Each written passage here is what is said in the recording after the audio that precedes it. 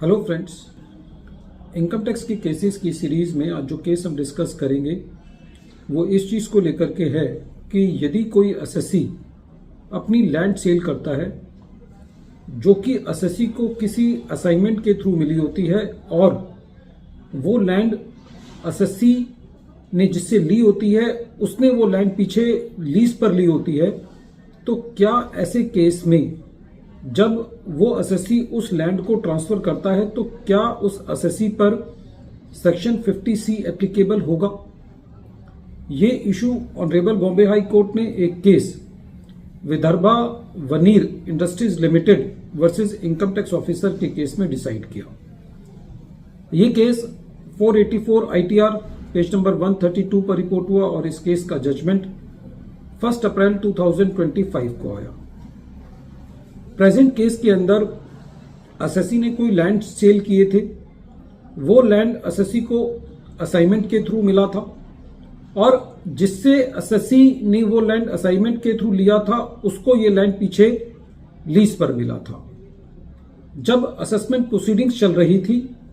तो assessing officer का ये कहना था कि प्रेजेंट केस के अंदर जो लैंड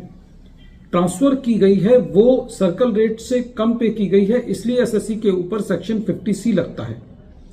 जैसा कि हम सब जानते हैं कि सेक्शन 50C बेसिकली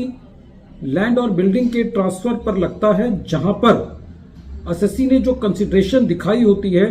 वो कंसीडरेशन सर्कल रेट से कम पर होती है। असेसमेंट के दौरान एसएससी का ये कहना था कि क्योंकि जो सब्जेक्ट मैटर ऑफ असेट है,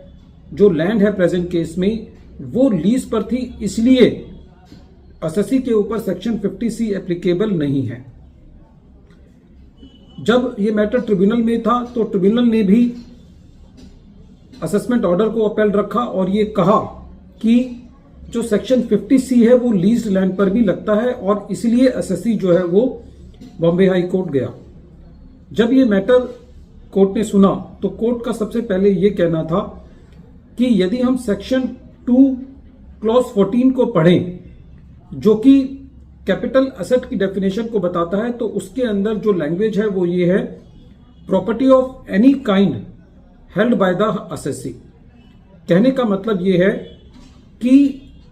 जो सेक्शन 2 क्लॉज 14 है जो कि कैपिटल एसेट की डेफिनेशन के बारे में बात करता है, उसमें कहीं भी ओन वर्ड नहीं है, वहां पे हेल्ड वर्ड का इस्तेमाल किया गया है। और सेक्शन 50C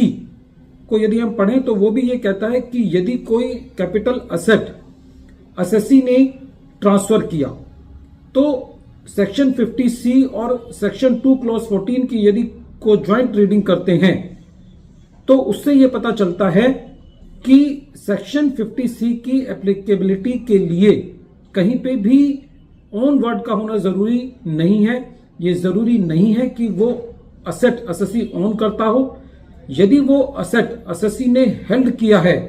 चाहे वो किसी भी कैपेसिटी में किया हो, चाहे वो ऑनर की कैपेसिटी में किया हो, चाहे वो लेसी की कैपेसिटी में किया हो, सब लेसी की कैपेसिटी में किया हो, चाहे उसको अलॉट हुआ हो,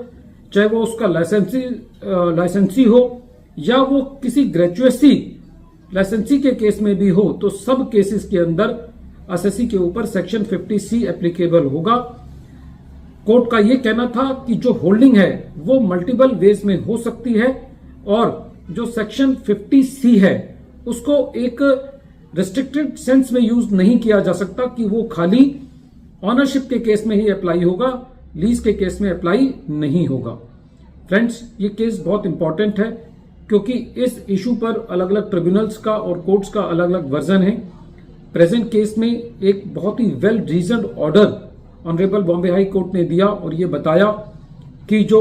सेक्शन 50C है उसको सेक्शन 2 क्लॉज 14 के साथ देखा जाना चाहिए। जो कैपिटल एसेट है उसके लिए कहीं पे भी ओन वर्ड नहीं दिया हुआ सेक्शन 2 क्लॉज 14 में। तो इससे ये पता चलता है कि यदि एसएससी ने कोई एसेट होल्ड किया है, चाहे वो लेसी की कैपेसिटी में ही क्यों ना किया हो, तब भी सेक्शन 50C एप्लीकेबल होगा। और प्रेजेंट केस में ऑनरेबल बॉम्बे हाई कोर्ट ने एसएससी की अपील को खारिज किया। वीडियो के अंत में एक बार फिर मैं केस का नाम रिपीट कर रहा हूं। केस का नाम है Vidarbha veneer industries limited versus income tax officer, और ये केस 484 ITR पेज नंबर 132 पर रिपोर्ट हुआ और इस केस का जजमेंट 1 अप्रैल 2025 को आया। Thank you friends.